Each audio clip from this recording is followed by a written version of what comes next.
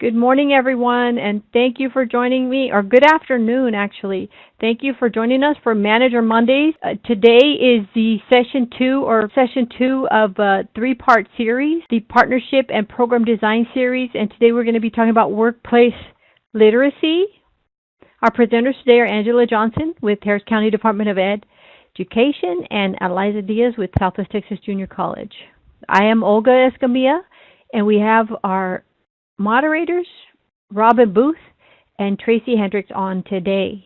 So let's welcome our presenters today.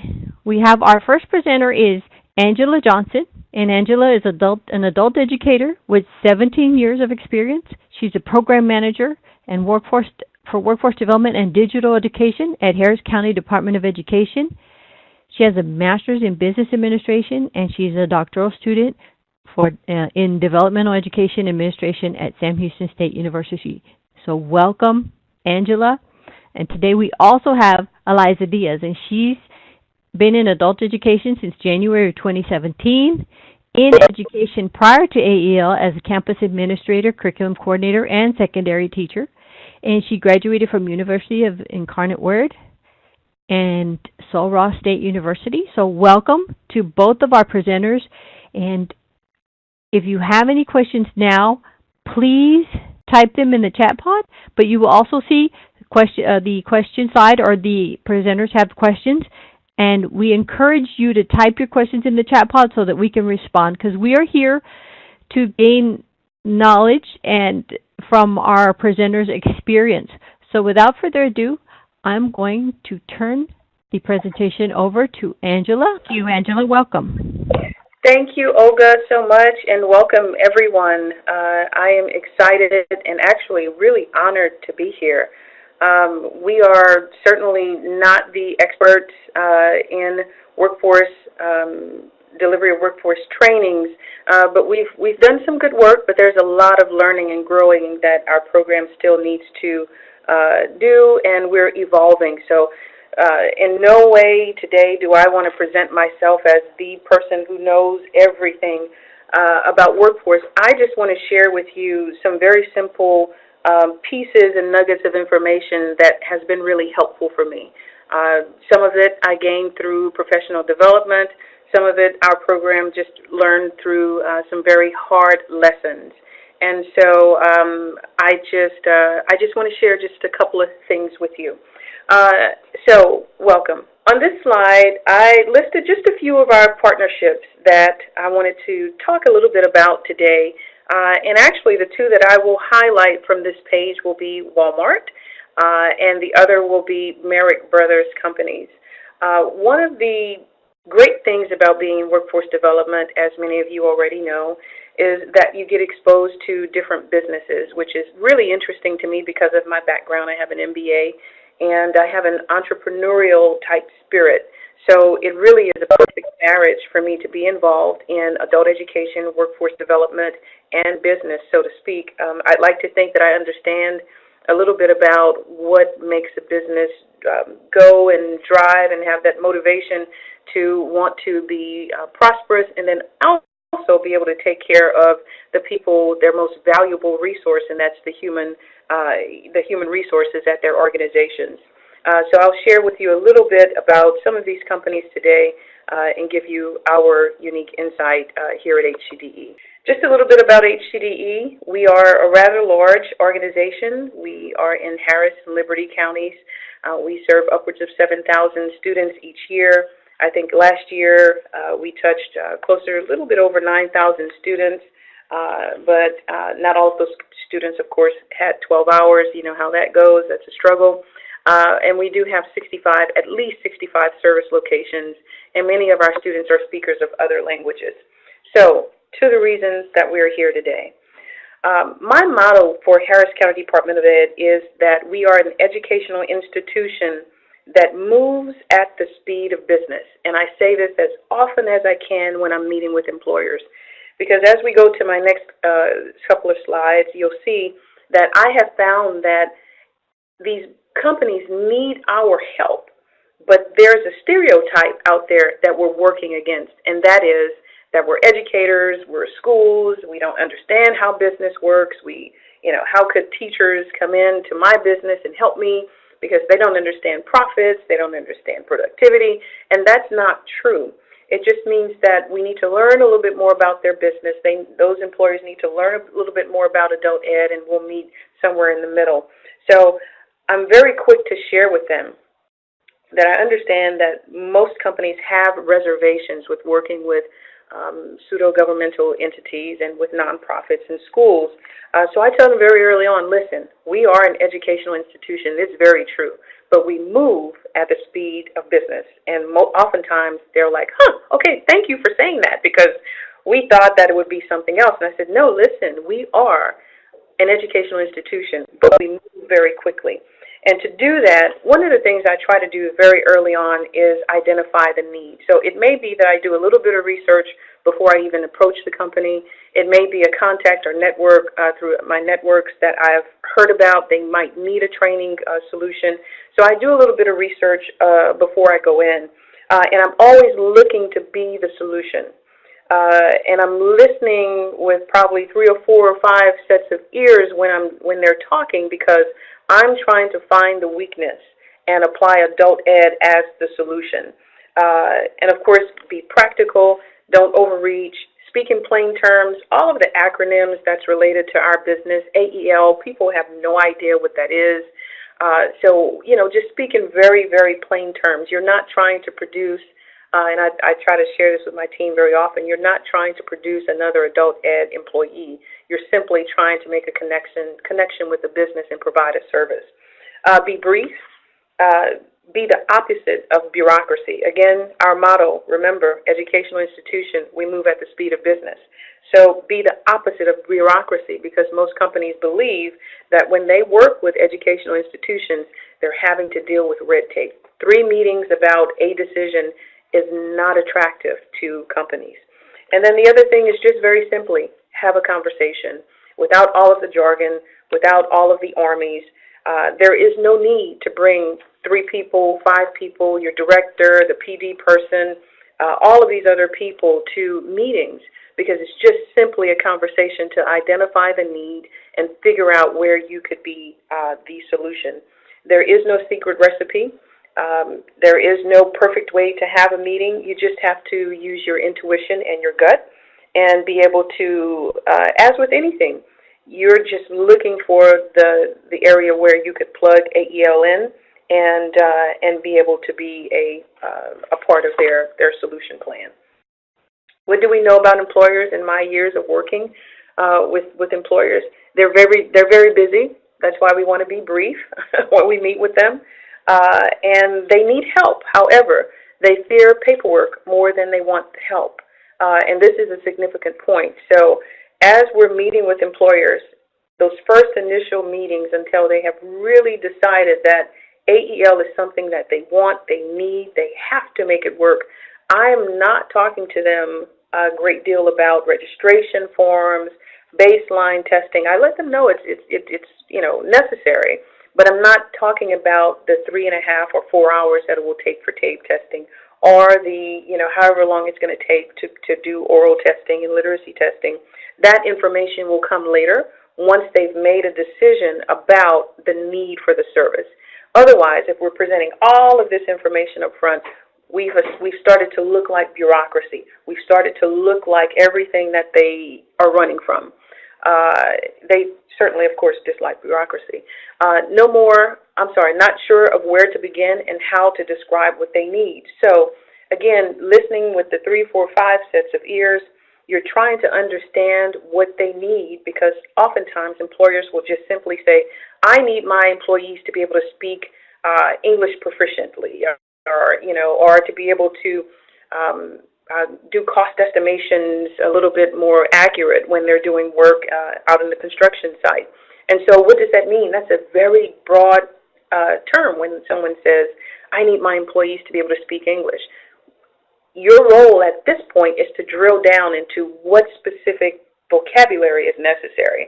So try to take their very broad need and bring it down to something that's manageable, something that's definable, something that you could boil down into maybe 3 objectives and share it with them. So oftentimes they'll need help framing exactly what it is they need and how to describe it.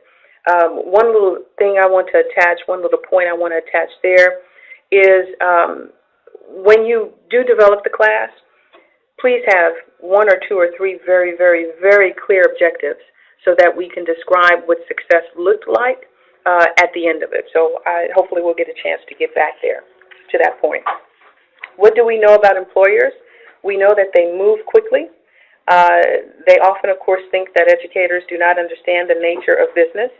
So always do your own research and, where possible, use their lingo in those very casual conversations. They'll appreciate the fact that you know a little bit more about their business than they thought you did. So maybe learn a few acronyms, learn a few, concerns related to their industry so that you can have that casual conversation with them. They will appreciate that you know a little bit more about their business. Focus on the bottom line all the time. This, we know that they do. And you should also have some interest in their bottom line as well. They have a need for AEL, but they fear that the training programs might impact their productivity. And so having an eye on their bottom line, being able to express concern for it is important. Also, employers know very little about the whys of AEL, or what I'd like to call our bottom line, and that is the baseline, progress testing, attendance, all of those things. So don't try to give them too much information about our bottom line, but this will be developed as you go along in the partnership, the whys of the bottom line. And you can share that with them, but giving them too much information up front is certainly a mistake. They cannot usually retain that many details. And again, it starts to feel like bureaucracy. It starts to feel like it's too much for them to put their arms around. It starts to feel like it's another job for them to do. So now, with that, can you share a few challenges using the chat feature of some of the challenges or reservations that you have had when introducing AEL services to employers? Some typing. Okay. So let me ask the question this way. Has anyone approached an employer regarding AEL services, and the employer may have said, well, we're not ready at this time, we don't have the staff, or have just simply been rejected by an employer? Okay, so we have a comment here. Sometimes employers want to find a quick fix and only want one and done training, and that's true. And that happens, but I would encourage you to take that opportunity, not necessarily just for the growth and development of the company, but for the growth and development of your team. It's another opportunity for your team to gain some experience and exposure. At the meeting that we had in Austin in July, one of the things I shared with the group was try not to hit the home run on the first time out. So it gives your group an opportunity to engage a company, to be able to listen with that 4, 5, 6 sets of ears and be able to hone in on the needs of the organization. So I would encourage you to take the opportunity, even though it's a one and done. You're going to build a great relationship with them, and because you'll have the relationship, you'll be able to go back to them in another conversation and say, you know what, I was thinking, we have some additional funding, and I think you could benefit from XYZ.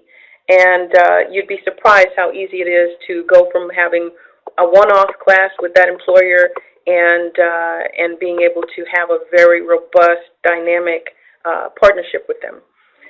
So yes, I agree with you. Sometimes they want a quick fix, but use it to your advantage. Sometimes it's a challenge just getting in the door, and I agree with you.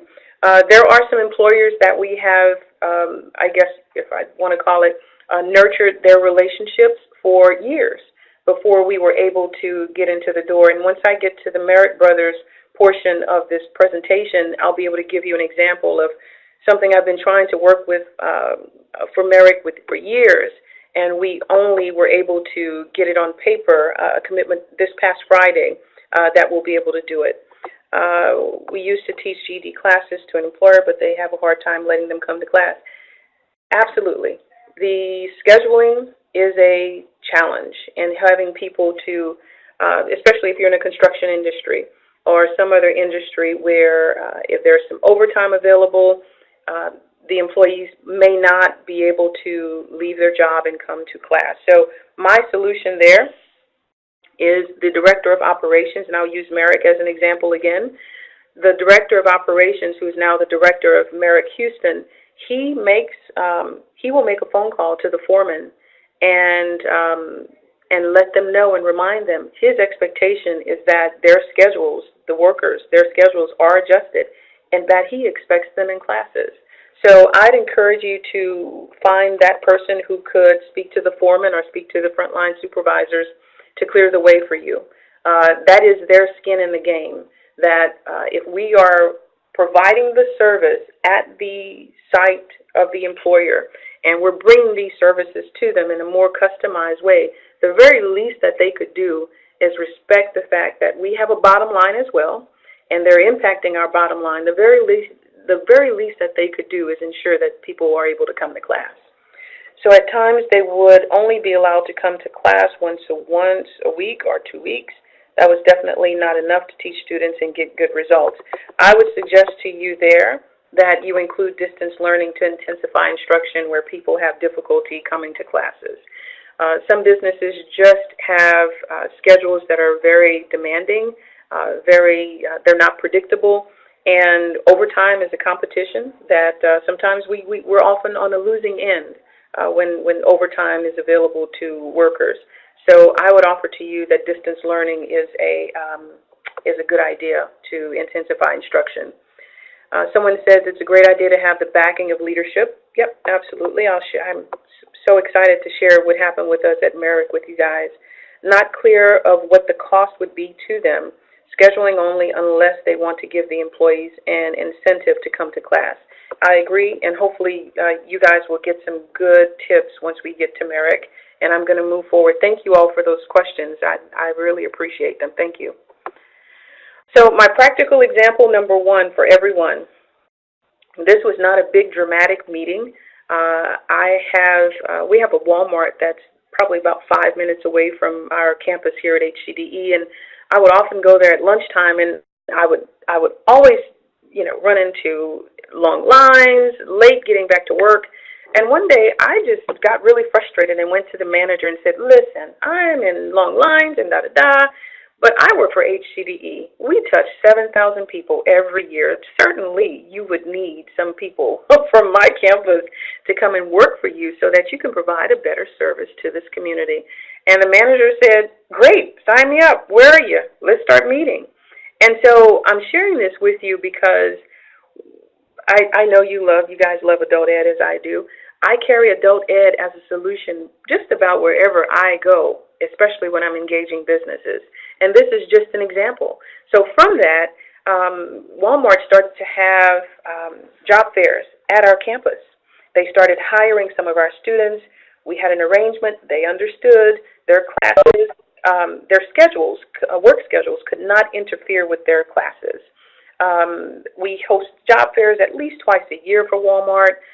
We also work with their existing employees, putting them into ESL classes so that they could advance at Walmart or exit into another field.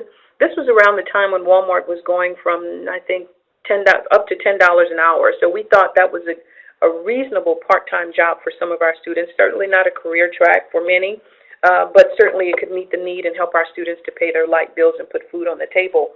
As a result, we had Walmart gives once a quarter, every single Walmart, guys, once a quarter they award a community program, a scholarship, and we were the recipient of that scholarship several times, and we used it for GED scholarships to our students. It was more or less a formality because at this point they were so grateful to us, and so I encourage you, consider your adult ed program just as a solution everywhere you go.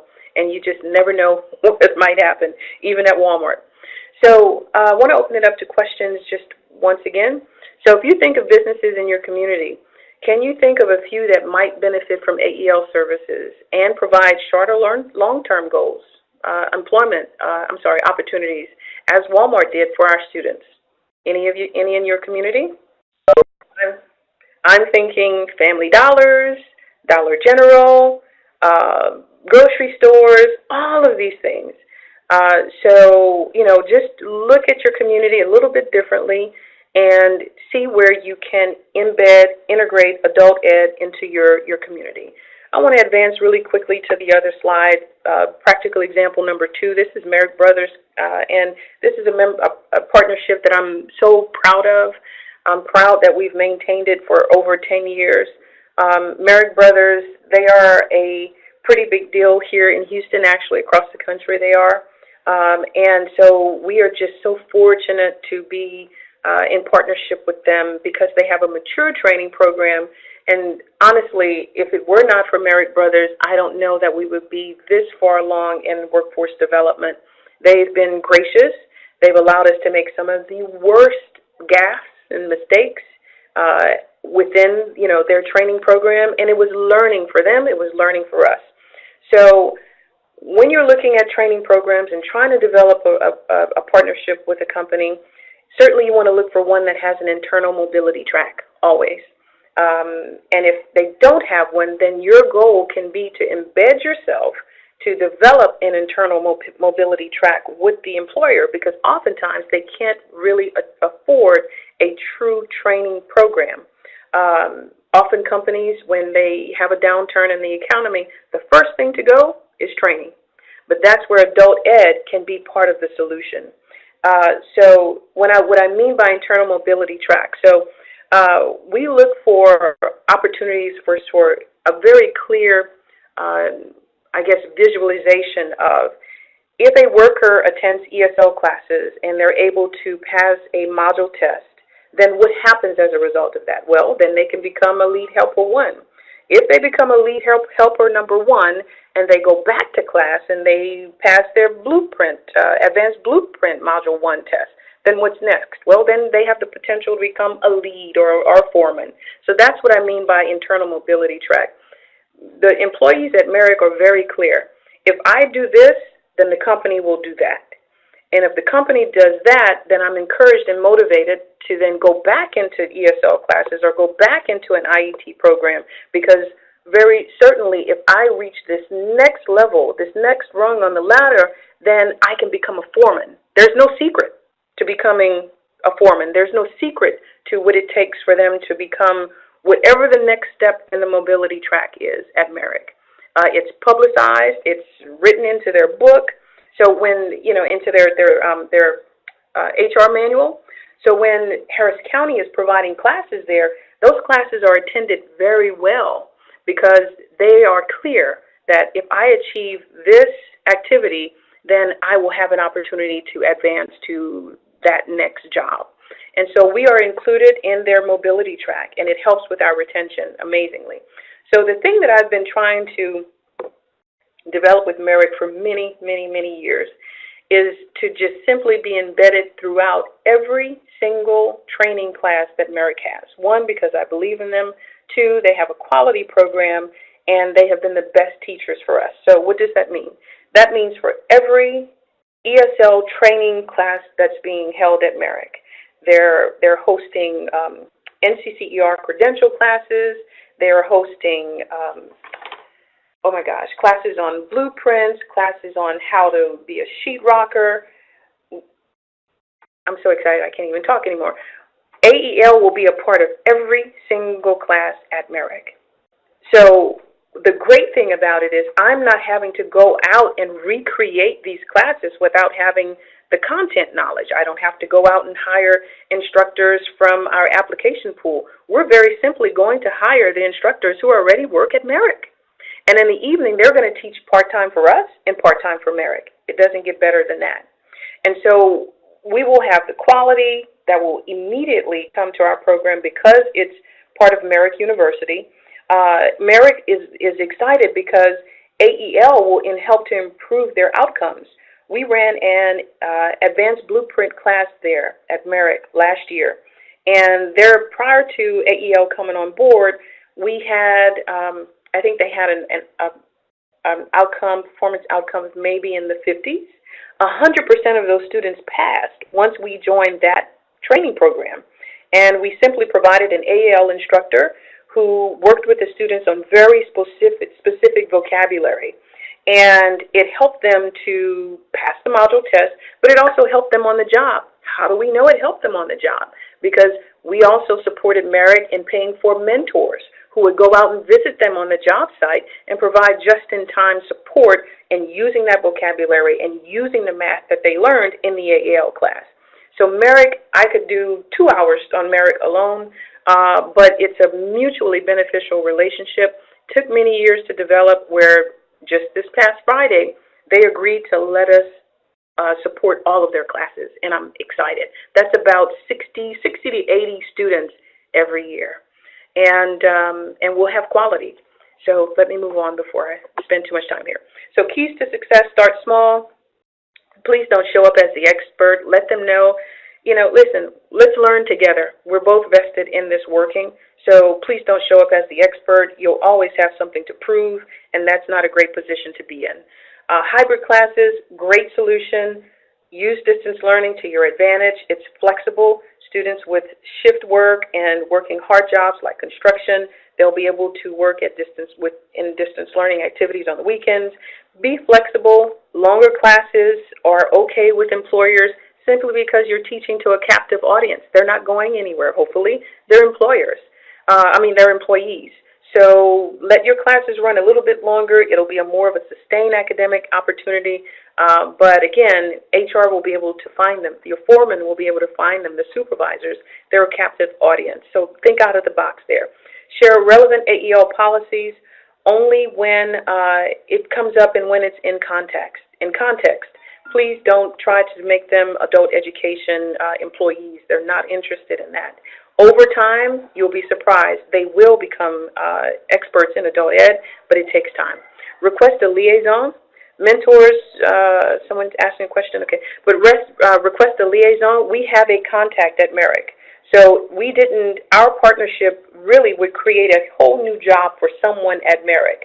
And they basically assign someone to work with HCDE, so we're not disrupting the foremen, the supervisors, and the training leads. Where possible, try to have the classes on site, schedule the shifts before and after, classes before and after the shifts, and please try to find someone who can help you to support the development of curriculum, and please provide prep time if your budget will allow. Someone asked a question: mentors you use for Merrick were your staff? Yes, we hired them, and we hired them as instructional aides. So they were instructional aides, as far as I was concerned, who were also subject matter experts in the nature of the business. So it was a win-win for both of us. Those guys were going out to the field site, looking for implementation of the vocabulary, of the math, all of those things that we were teaching in the classroom. They were able to come back to us and let us know what's working, where we missed, where the muddy parts were, and we were able to change our curriculum so that for the next class session, we were hitting the mark or getting very close to that mark. So yes, we did hire them as instructional aides. This meeting that we had on Friday, Merrick also agreed to pay for the employees to come to class, their hourly rate for them to come to class when we met with them. So that's my presentation. I could talk forever just on Merrick, and maybe another time we'll be able to speak about them more specifically and for a longer period of time. But just keep plugging away. Be the solution wherever you go. Bring adult ed as a solution, and we'll all get there eventually. So thank you for your time, everyone. Thank you so much, Angela. Great information, and we would love to have you continue with more time. So we appreciate your willingness to share. We're going to go ahead, in the interest of time, we're going to go ahead and move on to our next presenter, and I'm working on that. Thank you. Next we have Eliza Diaz. Eliza, take it away. Well, I'm in awe at everything that was presented by Angela. What a great program they have in place. She's going to be a tough act to follow. So, Angela, great job, and just thank you again. The information was absolutely amazing. I wanted to start by welcoming everyone to this session, and I want to just say thank you for allowing me to be here to share information with you on our employee partnerships. As was mentioned earlier, my name is Eliza Diaz, and I was with Southwest Texas Junior College. It's just been a little over a year now. I did come from the public school system where I worked in different capacities. Last year was my first year, and it was definitely a watch and learn year. And I'm sure many of you have felt the same way. We did have some great things in place, but I was just kind of looking to see what was already there, what needed to be changed, if anything needed to be changed, what needed to be tweaked. But like I said, I was very fortunate to come into a program that did have some things already there, and we were just looking at ways to improve them and ways to grow our employee partnerships. And that was one of the areas that we focused on, and we felt that we really needed to flourish. So our program services about 11 counties. We cover a lot of ground. We're a very rural area, so we have a lot of small sites where we service students. When it came to workplace literacy, we really had to look at where we were going to get the most bang for our buck, so to speak.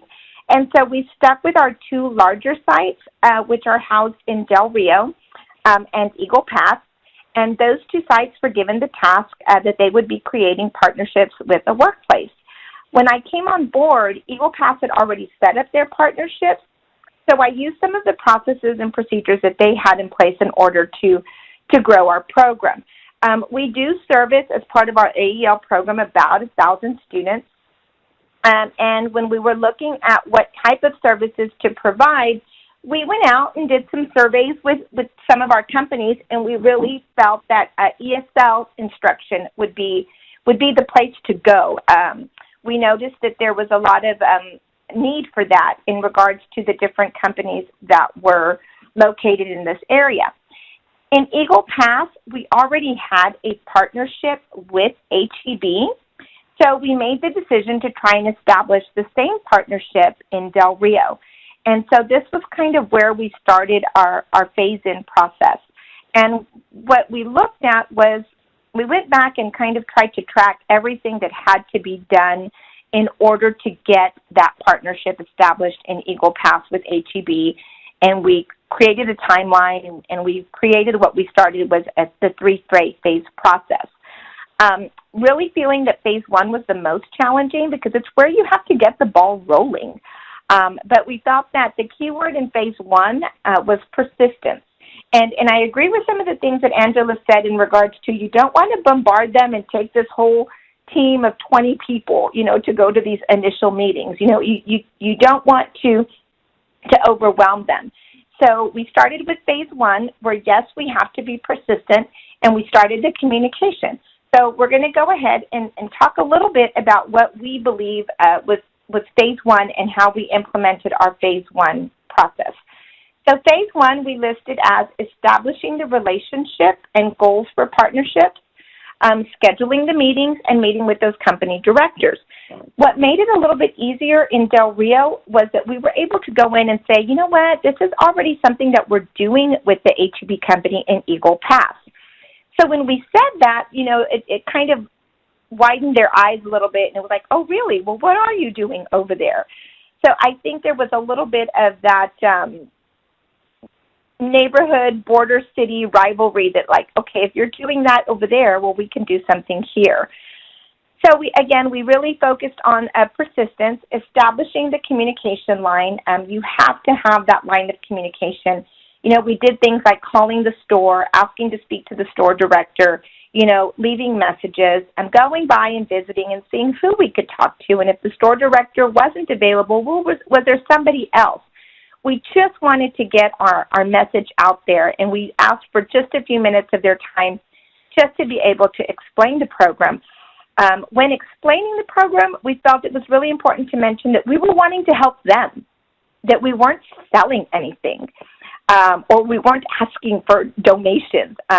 Being in our rural cities, a lot of our companies get hit up quite a bit for donations and sponsorships, and so, we didn't want the door closed in our face. So we made sure that that they knew that we were here to support them. We were here not to sell a prepackaged curriculum, not to sell a prepackaged plan, but actually to sell a plan that would support them and help their company. So that was the beginning. It was the meet and greets with the partners. It was reviewing what we currently offer, discussions of schedules and locations, the possibility of employee incentives, and recruitment and the recruitment procedure to get the program started. During the phase 1 process, our partner had to know that we were going to be flexible because we want the program to work for them. You know, again, continuing to emphasize that it wasn't a prepackaged program, but rather a program that was going to meet the needs of HEB and their employees. It was really nice when we started this program because we went from meeting with the store director to then meeting with department managers. We met with people from the bakery. We met with people from the floral department, you know, the managers from those departments. And they were the ones that gave us, different ideas of what they felt their employees needed. So it was a lot of collaboration, a lot of communication, and a lot of discussion. So that way we could create something that was going to work for them, and that they felt was going to be good for them. So in phase 1, that's also where the employer buy-in it's critical. This is what makes the partnership. The communication that we worked towards establishing at the beginning, and it had to be ongoing. Both of us, both the college and the company, had to be involved in establishing expectations for the program. Again, like I mentioned, we worked with the directors and the department managers so they could understand the goals and assist in encouraging attendance. We really, like Angela said, we had to work together with them to make sure that we were meeting the needs of our company. Drop-ins were welcomed by program administrators and the HEB store so that employees and AEL instructors would see, that we do value, the partnership. In phase 1, we also did develop and sign our MOU. Our strong partnership ensured that education and training was aligned to the workplace needs. Employers have to play an active role with Southwest Texas Junior College to influence program design and delivery, shape instruction, encourage attendance, and understand measurable skills gains. Because as was mentioned earlier, AEL is not something that everybody speaks. I tell people all the time, I didn't speak AEL for a while. I'm slowly becoming fluent. But they didn't really understand what we were and what we were all about and how we were going to be able to make that positive impact into their company. So we're going to take a little question break and see, how can you build partnerships? Maybe some of you have other ideas on how partnerships, can be established. And what does effective partnership look like? So I'll give you a minute to see if you can put on the chat maybe some of your ways that you've built partnerships or just some of the things that you feel make an effective partnership. Okay, and I'm not seeing any messages come through. So partnership development key points, like I said, is really persistence and communication. So we want to make sure that, the open lines of communication are key.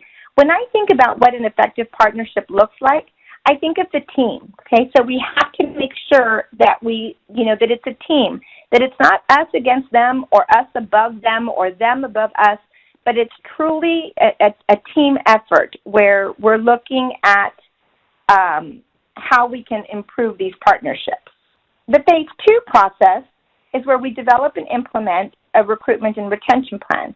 We did identify the employee needs and the student needs, and we look at, what is it that we're going to do to get the students that need those things into our program? The collaboration and communication now turns into action. The focus has to be on recruitment and retention in order to build a successful partnership. By this time, employee needs should have been identified, and then we work on tying in those with student needs. So with us in HEB, they really talked about customer service. That was a big need for them. They felt like their employees needed to be fluent in English so they could truly work on their customer service and being able to help the people that come in to HEB. So for phase 2, we looked at an on-site overview. Okay, we had our staff go during different times of the day to present what we had decided would be our program and how that would benefit our students. We scheduled it during different times of the day because of employees' schedules. So we had a morning session and an afternoon session. We did have a flyer and a brochure that was put out for the employees there at HEB. It was put in their break room. And then we met with the department managers so that way they could help us with the buy-in and help us sell our program. Our on-site enrollment process included orientation, enrollment forms, and assessments. So everything was done on-site. They did not have to come over to our building or come over to the college. It was done at HEB.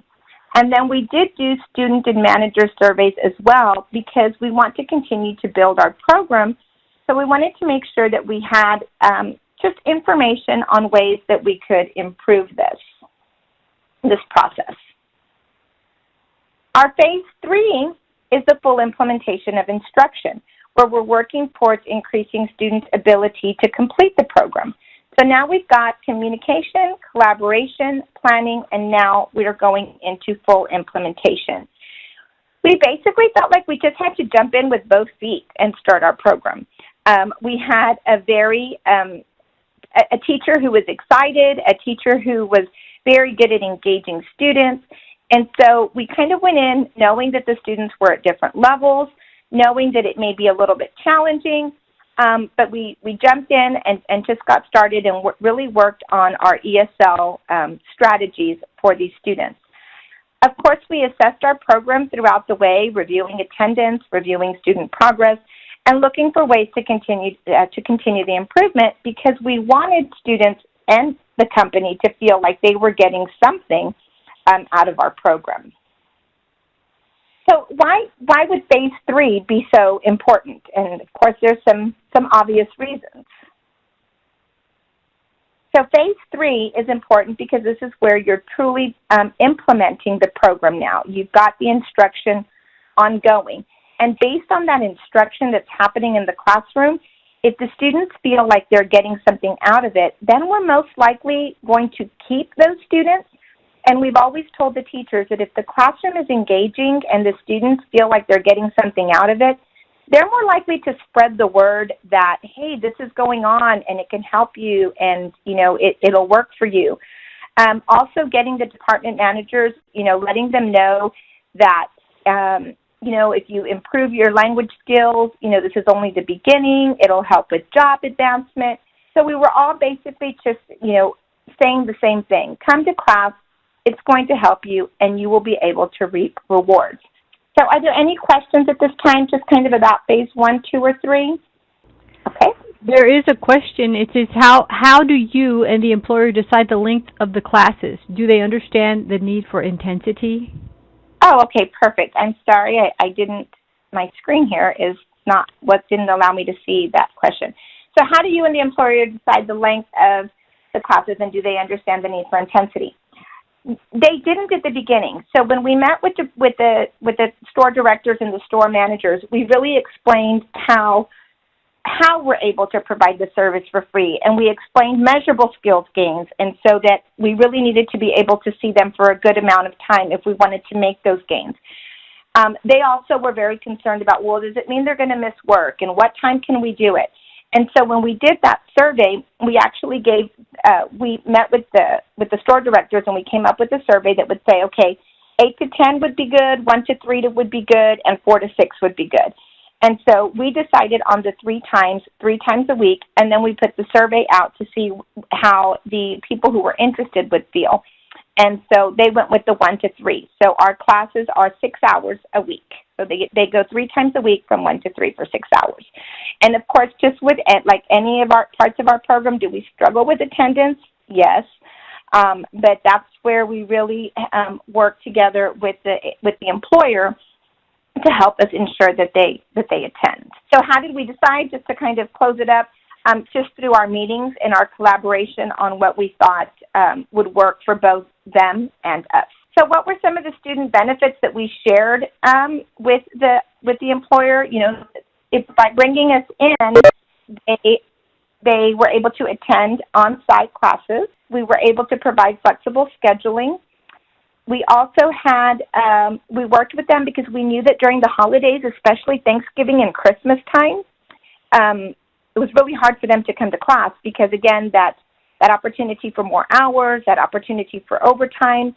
So if we had to make some changes and offer more hours the next week in order to be able to get our hours in, they were really good about making sure that we worked together, so that way the hours would still be there. We equipped them with tools necessary for advancement, such as improved reading, writing, and math skills. The department managers were excellent, just truly excellent in helping us sell the program. So that way people could see, well, you know what, right now I'm working as a cashier, or right now I'm working as a bagger. But, if you improve your skills, there is that incentive to be able to move up within the company. We empowered students to continue their education or training. And then the great thing was that we had opportunities to be recognized by the employer. So as we would let the employer know students who had made a certain amount of gains or had so many days without absences, and we had many celebrations. So during class time, the employer, the store director would come in, would provide us with a cake, maybe sandwich trays, whatever it was, just something small, and then we printed certificates so we could recognize them. And then there was a place in the lounge where we were able to recognize them and put up their accomplishments. And so we really think that helps with recruitment to get other people involved. We made sure that the employer, that HEB, understood that their benefits as well, that this would increase performance level for employees, this would increase productivity and therefore profit, it would improve employee retention, and then education provided to employees was at no cost to the employer.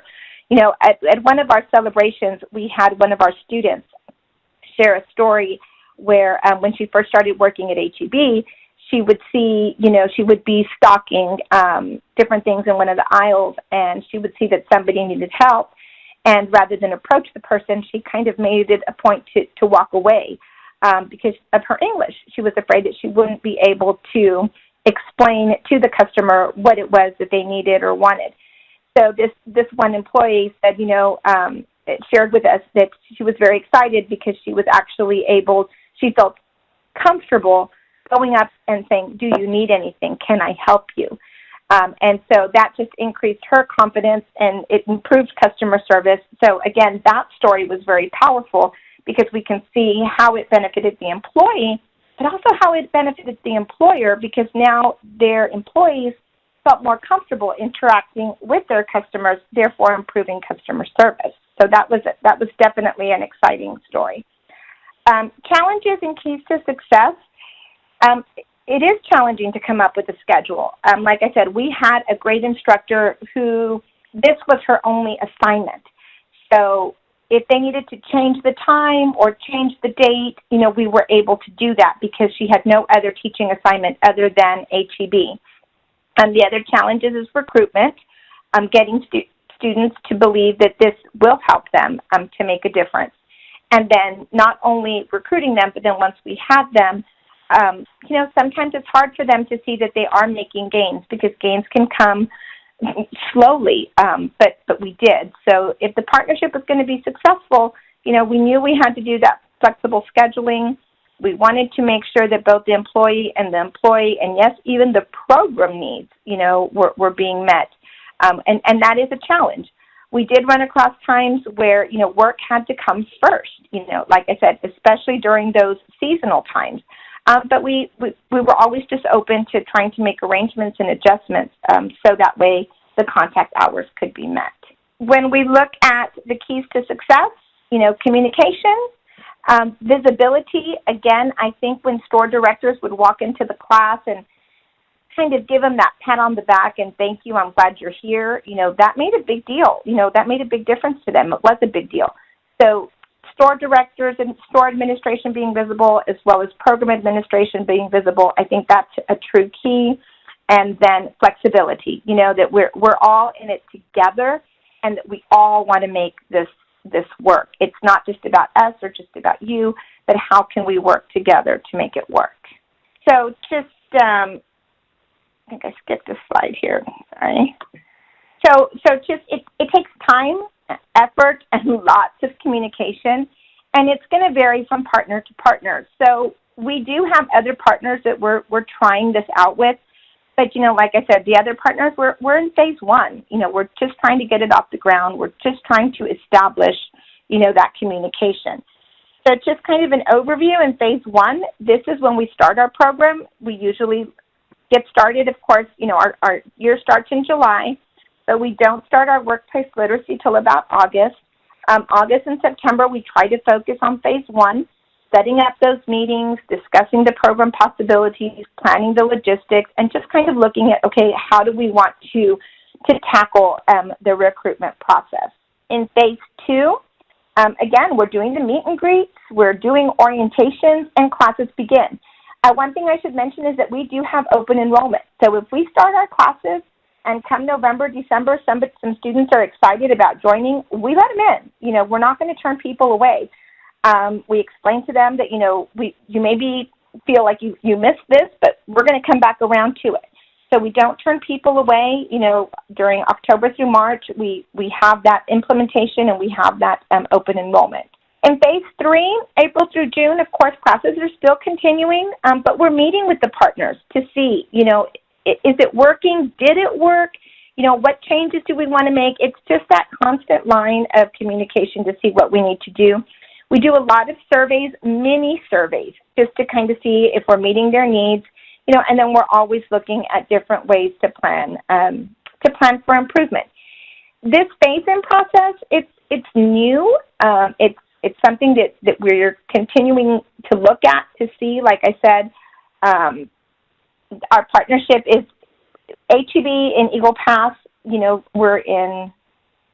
we did it 2 years. HEB in Del Rio, we completed 1 year. You know, so it's still in its infancy. You know, so I know that it'll continue to grow. I think there was a question that came in about holidays. Is there a break of classes due to holidays as the employee work schedule more heavily during the holidays? The break-in schedule for workplace literacy, we follow our regular AEL schedule. So if there's a break with the college, then yes, there's a break with workplace literacy.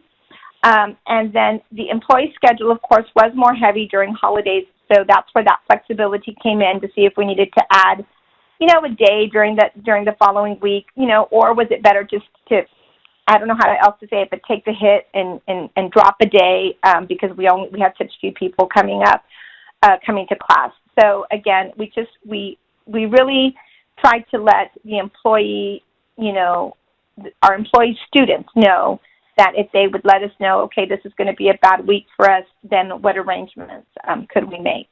All right, so that's it. So I don't know if there's any more questions. I think we did good time. I have 12:59, so I think I finished with 1 minute to spare. Thank you, Eliza. There's a question from Janet Morris, and she said, how many did you have in each class? We only had one class at both sites, and we had anywhere from 8 to 10 students. So it was a small class. When we originally started it, we only had about 4 that signed up, and so it doubled. But yeah, we've kept it at about 8 to 10. Very good. Are there any other questions as we get ready to sign off? I want to thank you, Eliza, for your presentation, and also Angela, thank you so much. We truly appreciate y'all coming on and sharing your information about your partnership development and design. I know this is a busy time for all of us, but I thank you all for being available and coming on and being willing to share. So we have their email addresses in case you have any additional questions or need any additional information, or you can always contact me and I will try and get some information for you. So thank you so much again. And I see there's a lot of comments coming in. Great presentation, fantastic. And ladies, again, thank y'all so much. This is appreciated that y'all are so willing to share. Thank you.